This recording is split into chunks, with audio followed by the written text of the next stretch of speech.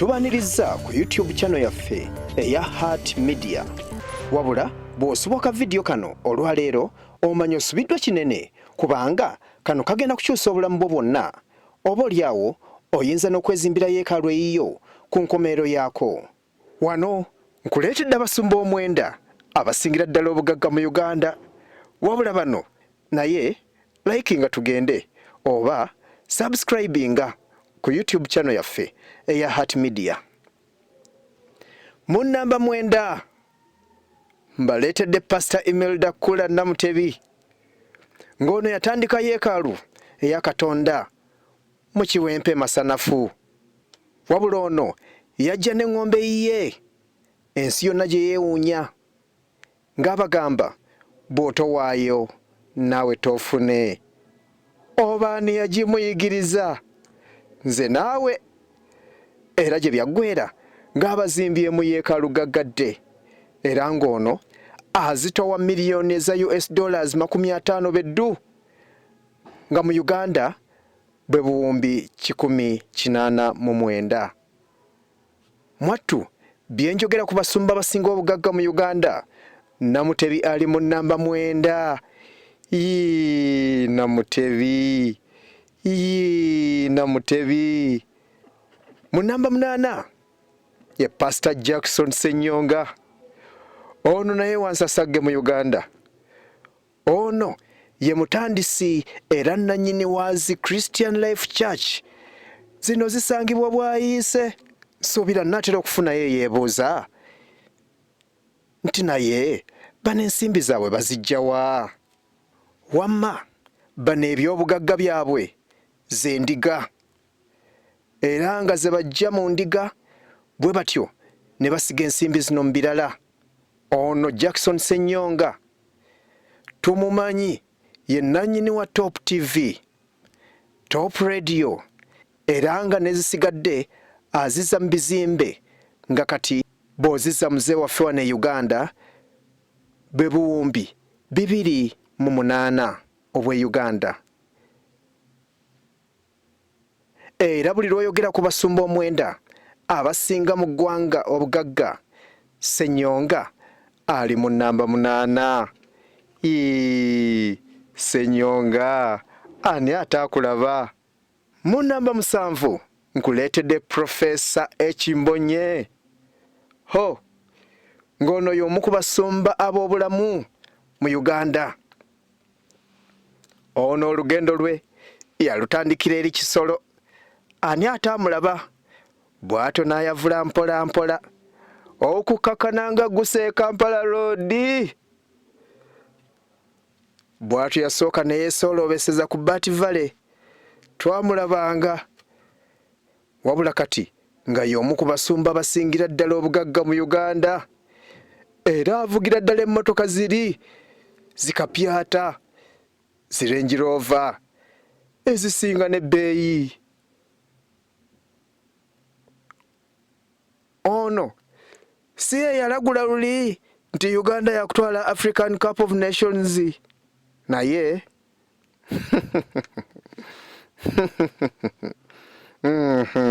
tetwatuuka na ku semi. Kyokka lumu yalina ku TVM ne yeewozaako nga bwe yalinga alumbiddwa sitaani.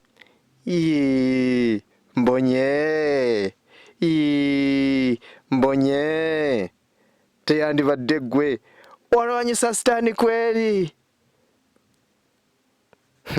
Mbonye alina amataka emutungo ne mu bitundu eby'ekibuga eby'enjawulo era nga kino kye kimussa mu namba 7 mu basumba bonna mu Uganda. Nkuleetedde namba 6 ye Kyeruppe Pastor Gary Skinner. Ono amanyiddwa ng'owa Kampala Pentecostal Church oba giyite Watoto. Ono yajja asoobereza mpola mpola ng'asottoka ku Kampala Road mu G89. zino ziwatoto zisajja kudde era nga kati zirina n'amatabi mangi okwetooloola eggwanga omuli ery'ennamanve mbu Watoto East, Watoto North eno y'ekisaasi saako ne ginnaayo eya Watoto West. Olaba baatuuka n'ekyengera ono Gary Skinner alina n'obugagga bungi omuli multi-billion mansion eno esangibwa Bbunga mu Kawuku ku njegoyego z'ennyanja Nalubaale eri ku yiika 3 era azitowa obukadde 130 obwa US dollars bwe buwumbi nga 492 obwa Uganda. Ekimussa mu nnamba 6 mbasumba. Mu nnamba 5 oyo ye Pastor Aloysius Bujingo. Saba mulokole saba. Ono naye wansasagge ye mutandisi wa House of Prayer Mountains ene esangibwa Makerere Kikoni. Ono y'omu ku babinojjo abasumba naye empiiya ze ziva mu ndiga era n'engeri endala nnyingi ekisookera ddala endiga ze. Ekyokubiri ne mu mawulire okuli Salt TV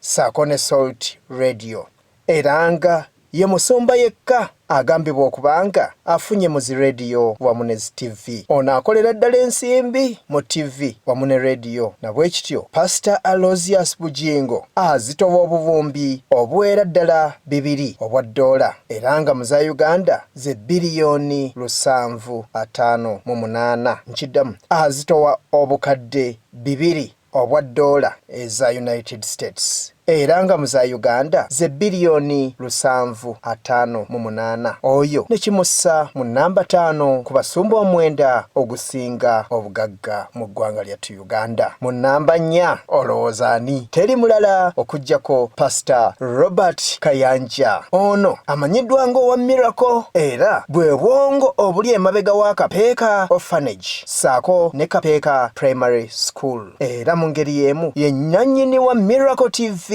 oba joyinza okuyita Channel 44 era eno eraga program zizezoka. Mwana watu nno alina n'amaka gaggadde ku yiika 3 ku njegoyego z'ennyanja Nalubaale era naye akafo yakalaba Bbunga mu Kawuku. Yiyi lwaki buli musumba avaayo ayagala Bbunga mu Kawuku eri ekyama oba muyina gwe mukolera? Nze naawe. Anyway, ono azitowa obukadde 741 obwa US dollars mu za Uganda bwe busiriivu 2 n'obutundutundu 8 2.8 billion Uganda shillings. Awo ne tukuleetera nnamba 3 ye Pastor Joseph Serwadda omutume. Ono ye mutandisi owa Victory Christian Church esangibwa mu Ndeeba. Ono ye alina bubeezi Impact Radio oba joyinza okuyita Impact Media saako ne Dream TV wamu n'amayumba g'abapangisa agalimu obuwanana kyokka nga endiga ze ye kapita omukulu. Serwadda azitowa obukadde 841 obwa US dollars mu za Uganda bwe tumussa ku minzaani bwe buwumbi bwe 3 n'obutundutundu 3.1 billion era ng'ono twamupima mu Julayi w'omwaka guno watuukidde nga wazitowa. Naye nkuleetera nnamba 2 looza yaani bannabbi bameka b'omanyi mu ggwanga? Ye Pastor Samuel Kakande. Mu nnamba 2 ye Pastor Samuel Kakande. Ono yeekaalu ye esangibwa Mulago mu ggombolola ey'Ekawempe mu Kampala era eyitibwa Synagogue Church of Nations. Era eŋŋambo eziyitiŋŋana zigamba nti Pastor Samuel Kakande alina n'emigabo mu Bank of Africa era nga aliko ne mu by'obulimi mw'aggya ensimbi ze. Pastor Samuel Kakande alina emisiri gaggadde egya kasooli saako n'omuceere ku bibangirizi gaggadde mu district ey'e Masindi era ng'ono naye mukozi wa nsimbi mulungi. Ate oba alinayo ne gwatunda $5,000 buli kiro kale gwatannaba kwekimira muceere gwo simanyi ky'oliko oba gwampuliriza weeguliddeyo dde ogugu gw'onoolya bw'oba tonnaba yanguwa okime omuceere gwo ku $5,000 buli kiro. Aha. Ate ono Kakande bwe kigwa ku gw'obugagga obukalu alina amaka gali kwoleka ku lusozi gaggadde emuyenga saako n'amalala agali eggaba era nga ga buwumbi bukadde 5 obwa US dollars. Wabula bw'oyogera ku basumba bano omwenda olowooza ani akulembera lisiti eno? Weewaawo oli wa ddembe okwogera by'oyagala ne by'olowooza, naye okunoonyereza kutulaze nga ono ye musumba akyalidde empanga mu basumba banne. Weewuunye si mulala ate mu nnamba emu tatera kulabikalabika mu bantu, naye ate mugagga fugge. Oba owulira oli wa ddembe n'okutuwakanya, naye ffe tukuŋŋaanyiriza Bwino mu nnamba emu Patience Lwaboogo. Mu nnamba emu ye Patience Lwaboogo, muwala wa His Excellency General Yoweri Kaguta Museveni. Tatera kulabikalabika, naye chaachi ye eyitibwa Covenant Nations Church. Era bw'oba omanyi amazima gali nti ye musumba asinga obugagga. Ono ye obugagga bwe sijja kukubuulira gye buva kubanga tebupimika mu lujjudde. Bwandibaako n'emiggo, naye kkiriza amazima nti akulira amakanisa mangi mu ggwanga. Naggambye bw'oba omanyi obeera omanyi. Patience Lwaboogo Museveni ye musumba asinga banne obugagga. Akkiriza n'awakana, oli wa ddembe okuwakana. Heart Media tukyakuwa ebyokya. Subscribinga, commentinga, likinga, tovaawo tukomawo.